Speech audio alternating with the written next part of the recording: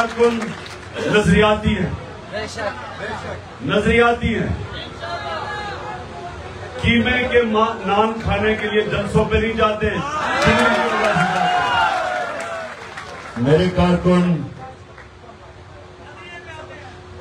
कारकुन दलेर हैं, ईमानदार हैं, अपने खौफ के बुत को तोड़ चुके हैं। और मेरे कारकुनों में मुझे जो सबसे ज्यादा चीज पसंद है, इनमें जुनून है। मैं जब क्रिकेट खेलता था, एक खिलाड़ी में अल्लाह ने टैलेंट दिया होता था और दूसरे में जुनून होता था। जो जुनून था वो थोड़ी देर के बाद टैलेंट को हरा देता था। जुनून का कोई तोड़ नहीं है, इसलिए कोई मेरे कारकुनों को शिकस्त नहीं दे सकता। लेकिन नजम शराज ने अभी जो नाते पढ़ी, मेरे कारकुनों को अभी तक नाते पढ़नी नहीं आई, तो थोड़ी इंप्रूव करें अपनी नात पढ़ने के लिए, क्योंकि अभी आपने नजम शराज की नात को पूरी तरह कत्ल करने की कोशिश की है। अच्छा, अब सुने, आप मैं सबसे पहले पता चलाना चाहता हूं कि अब किधर किधर से लोग आए हैं। लाहौर, ये लाहौर है सारा, पाकपटन, ये पाकपटन है।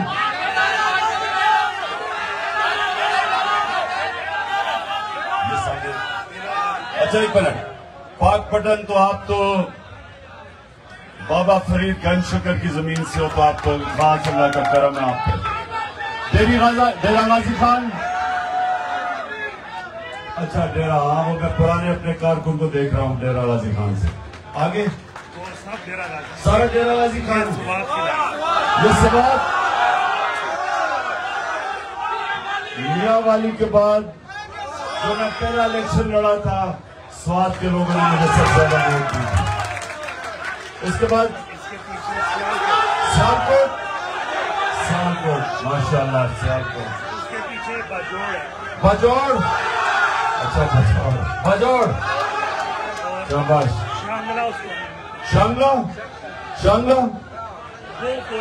शांगला, अच्छा वो कोने पे, हाँ मैं देख रहा हूँ अपने। और उधर पीछे बस बनेर, कितने लोग हैं बनेर से? बनेर से मुझे नहीं नजर आ रहे लोग। अच्छा बनेर कल है बनेर। अच्छा जी, अब जरा सुने, मुकम्मल खामोशी। अब मेरा काम है, याद रखना, एक लीडर बाप की तरह होता है। अब जिस तरह मैं अपने बेटों को अपने दीन इस्लाम की तरबियत करता हूं, उसी तरह मैं अब आपको करने लगा। और ये याद रखें, मैं फिर से वाज़ेह करता हूं, मैं कोई इस्लाम का आलिम नहीं हूं। मेरी अपनी जिंदगी के तजर्बे से आहिस्ता आहिस्ता, क्योंकि अल्लाह कुरान में कहता है मैं जब चाहूं किसी को सीधे रास्ते पर लगा सकता हूं। ये याद रखें, कुरान में अल्लाह कहता है मैं जब चाहूं किसी को भी सीधे रास्ते पर लगा सकता है। तो जिसको वो सीधे रास्ते पर लगाता है, उसको कोशिश करनी चाहिए कि बाकी इंसानों को भी उस रास्ते पे लेके आए। आप जब नमाज पढ़ते हैं, खामोशी, ये सुने जरा गौर से। आप अल्लाह से पहले आप अल्लाह की तारीफ बयान करते हैं कि सब तारीफें अल्लाह तेरे लिए। फिर आप उसकी तारीफ करते हैं कि वो रहमान और रहीम है, माफ करने वाला अल्लाह है। फिर आप उसकी सबसे बड़ी तारीफ मालिक यौम दीन, इंसाफ करने वाला खुदा है। जो अल्लाह फैसले करता है इंसानों के ऊपर, वो दिलों के भी राज जानता है, अमाल भी जानता है। तो वो सबसे बड़ा जज है, इंसाफ करने वाला। लेकिन मांगते आप अल्लाह से सिर्फ एक चीज है वो क्या है? या अल्लाह मुझे उनके रास्ते पे लगा। ये समझने वाली बात है, रास्ता मांग रहे हैं। अल्लाह ने यह भी कहा कि उस मंजिल पे लेके जा, उस रास्ते पे लगाओ। ये समझने की बात है, क्योंकि अगर वो मंजिल हो तो अल्लाह के पैगंबर वो तो सबसे अल्लाह के करीब थे, लेकिन अल्लाह ने पैगंबरों को भी कहा कि जब तक वो जिंदा हैं वो नमाज पढ़ते हैं, कि वो भी मांगते हैं सीधा रास्ता। इसका मतलब ये बहुत बड़ी जहाद है उस रास्ते के ऊपर, और वो रास्ता हमारे लिए हमारे नबी सल्लल्लाहु अलैहि वसल्लम का, जिसके वजह से अल्लाह हुक्म करता है उनके रास्ते पे चलो, उनकी सुन्नत पे चलो, उनकी शरिया पे चलो। अल्लाह क्यों कहता है? हमारी बेहतरी के लिए। ये याद रखना कि जो भी उनके रास्ते पे चलेगा वो है अजमत का रास्ता। दुनिया की तारीख में किसी इंसान को इतनी इज्जत और इतना कारनामे नहीं है जो एक इंसान हमारे नबी सल्लल्लाहु अलैहि वसल्लम के।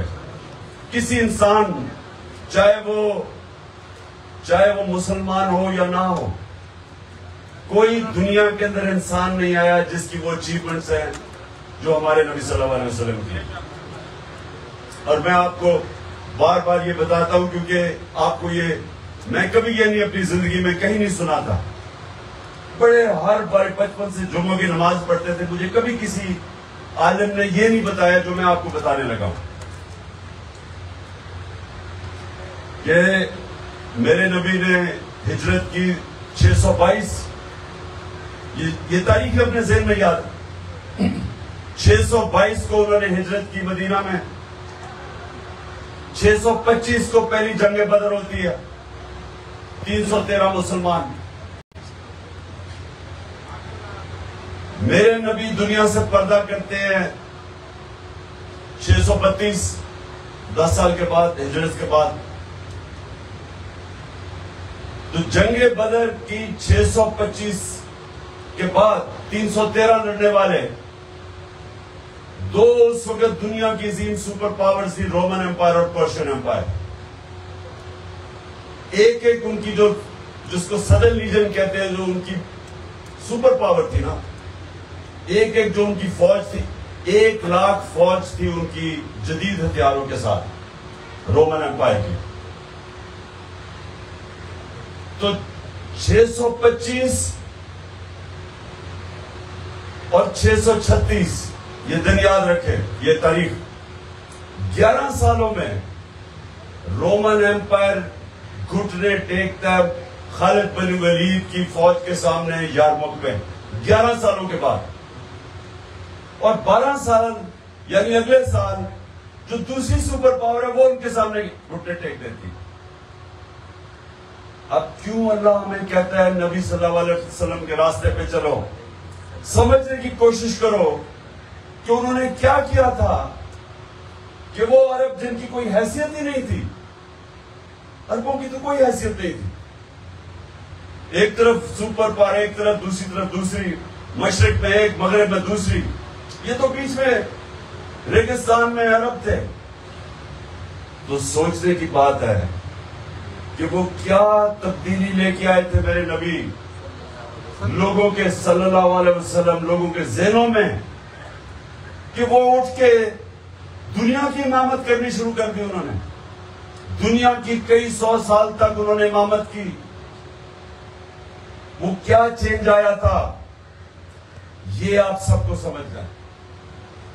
चेंज शुरू हुआ था एक ला इलाहा इल्लल्लाह से। इंसानों को आजाद किया था। जब आप दावा करते हैं अल्लाह के सिवा में किसी के सामने नहीं झुकता, इंसान अपनी आजादी का दावा करता है। और सिर्फ आजाद इंसान इमामत करते हैं, कभी गुलामी इमामत करते हैं, आजाद इंसान करते हैं। तो पहले तो उन्होंने अंदरूनी तौर पे आजाद किया। जब ये आप दावा करते हैं तो आप बुत तोड़ देते हैं जो इंसान को जमीन पे रखते हैं। जो मैं बार बार, एक मौलाना रूबी का, उन्होंने जब कहा ना कि जब अल्लाह ने तुम्हें पर दिए हैं तो क्यों जमीन पे रेंग रहे हो, मतलब यह कि अल्लाह ने तुम्हें अशरफुल मखलूकात बनाया, अजीम मखलूक, लेकिन कुरान में अल्लाह कहता है जब इंसान गिरता तो जानवरों से भी नीचे गिर जाता है। तो अपना मुकाम पहचानो, वो शुरू होता है ला इलाहा इल्लल्लाह से।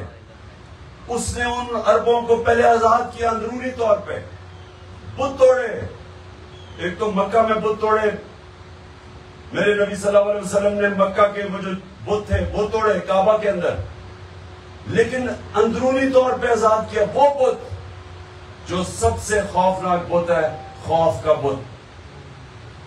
मैं जब क्रिकेट खेलता था, मेरे से बड़े बड़े टैलेंटेड खिलाड़ी थे, लेकिन वो खौफ की वजह से ऊपर नहीं आ सके।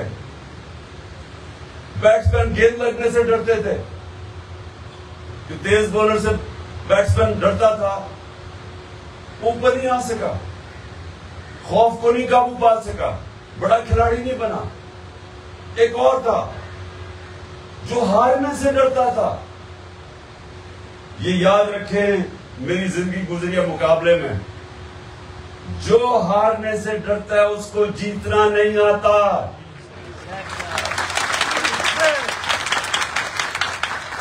कोई फौजी सुने, कोई फौजी वो तब तक बड़े कारनामे नहीं अंजाम देता जब तक अपने मौत के खौफ के ऊपर काबू नहीं पाता। तो कैसे लड़ेगा अगर उसे मरने का डर लगा रहे? पहले वो अपने खौफ के ऊपर काबू पाता है, फिर बड़े काम करता है। खालिद बिन वलीद शायद दुनिया की तारीख का इस जैसे जनरल आया ही कभी नहीं, वो हारा ही नहीं कभी। लेकिन उन दिनों में जब तलवारों से लड़ते थे, खुद आगे लीड करता था, यानी तलवारों से सोचे या मुकाबले में वो खुद आगे लीड करता था। और क्यों? क्योंकि उसका खौफ का बुत खत्म हो चुका था, मौत का डर चला गया था। और जब खालिद बिन वलीद मरने वाले थे, हजरत उमर से बात कर रहे हैं, तो हजरत उमर वो कहते कि इतनी मैंने जंगें लड़ी, क्यों मैं इस तरह मर रहा हूं? मैं चाहता था कि मैं जंग में शहीद हूं। तो हजरत उमर ने उन्हें कहा कि देखो, तुम्हें नबी सल्लल्लाहु अलैहि वसल्लम ने बहुत बड़ा खिताब दिया हुआ था, सैफुल्लाह, अल्लाह की तलवार, वो कैसे कोई उसको मार सकता था? तो मैं आपको बताने की कोशिश कर रहा हूं कि हजरत खालिद बिन वलीद का कोई जिस्म का हिस्सा ही नहीं था जिधर जख्म नहीं था, लेकिन मरा नहीं, क्योंकि जिंदगी मौत अल्लाह के हाथ में। ये जब आपके ज़हन में ये आ जाएगा, जब आपके ज़हन में ये बात आ जाएगी, जब आपके ज़हन में ये आ जाएगा कि इंसान से अल्लाह ने वो हक ही ले लिया मारने का किसी को, वो अल्लाह का फैसला है। वो या आपने तलवार से जाना, या शहादत से जाना, या कैंसर से जाना, वो अल्लाह का फैसला है। इंसान को आजाद किया इस खौफ से। और दूसरा खौफ कि मेरी जी रोजी ना चली जाए। अब ये कई पुलिस वालों ने, रेंजर्स ने जुल्म किया कि यार एक और पता था गलत कर रहे हैं, औरतें बच्चे हैं, यहाँ शेल मार रहे हैं, वो पैलेट गन्स मार रहे हैं, पता था गलत है, लेकिन नौकरी ज्यादा, रिस्क ज्यादा अजीज थी। ईमान एतमाद नहीं था कि अल्लाह के हाथ में है रिस्क। अगर अल्लाह का ये आपको इत्मीनान होता, वो अपने ज़मीर की आवाज सुनता, बजाय ये कि किसी ऊपर जुराइम पेशा लोग उनको गलत ऑर्डर कर रहे हैं और उनके कहने के ऊपर बेकसूर लोगों के ऊपर हमले कर रहे हैं और उनको जख्मी कर रहे हैं। ये रोकता है, इसलिए इंसान ऊपर चला जाता है, जो अल्लाह के ऊपर ईमान रखने वाला आदमी। इसलिए वो अरब दुनिया की इमामत की उन्होंने, जिनकी हैसियत नहीं थी, वो आजाद हो गए लोग। जिल्लत इज्जत जिल्लत, ये भी लोगों को खौफ है कि वो मुझे जलील कर देगा, वो मेरे किसी ने मुझे, ये जितने गंदे गंदे लोग हैं, ये इनकी पीडीएम के अंदर एक से एक बड़ा घटिया और जुराइम पेशा आदमी और गलत बातें करने वाला। कितनी इन्होंने, हर रोज आप सुनते टीवी पे मेरी ये तारीफें करते हैं, कभी क्या कर लिया इन्होंने मुझे, पब्लिक में तो और मकबूलियत हो गई है, क्योंकि जिल्लत अल्लाह के बगैर कोई किसी को नहीं दे सकता, इज्जत अल्लाह के हाथ में। तो ये मैं आप सबको पहले अपने आप को आजाद कर रही है खौफ से, ला इलाहा इल्लल्लाह, बहुत सबसे बड़ा खौफ का ये खत्म करें।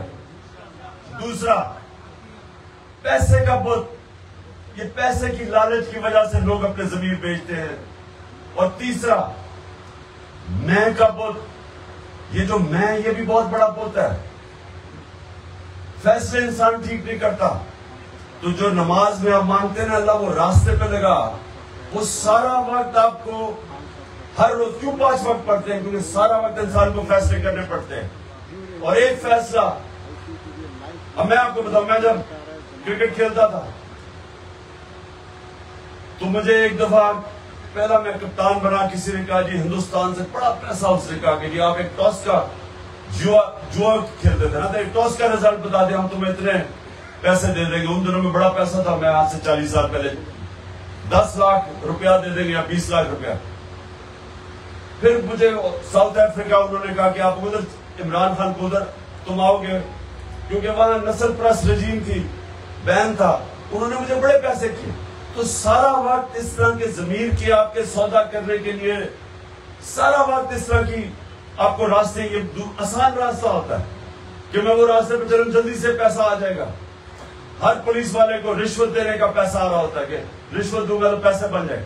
ये याद रखिए, ये 2 रास्ते हैं, एक आपकी तबाही का रास्ता है, दूसरी आपकी अजमत का रास्ता है। एक है जो हम शैतान का रास्ता कहते हैं, दूसरा है नबी सल्लल्लाहु अलैहि वसल्लम का रास्ता। वो मुश्किल रास्ता है, आसान रास्ता नहीं है, ये ना समझे वो आसान रास्ता है, लेकिन वही रास्ता आपको ऊपर लेके जाता है ना। आखिर में दुआ कर रहे हैं, अजान होने लगी है। रोजा खोलने से पहले सुने, रोजा खोलने से पहले मेरी 3 दुआएं हैं। सबसे पहले मेरे साथ मिलकर मैं दुआ करता हूं कि अल्लाह, आप हाथ उठाए, अल्लाह नहीं, मैं मेरे साथ नहीं, मैं आमीन कहना अपने पास। अल्लाह पाकिस्तान को वो रियासत बना जो मदीना के रियासत के असूलों के ऊपर खड़ी हो। आमीन। वो रियासत बना जिधर अदल और इंसाफ हो। आमीन। वो रियासत हो जिधर लोग हकीकी तौर पे आजाद हो। आमीन। और वो रियासत हो जिधर कोई भी पाकिस्तानी, चाहे उसका जो मर्जी दीन मजहब जो भी हो, कोई भी पाकिस्तानी भूखा ना सोए। आमीन। बिस्मिल्लाहिर्रहमानिर्रहीम। अल्लाहु अकबर।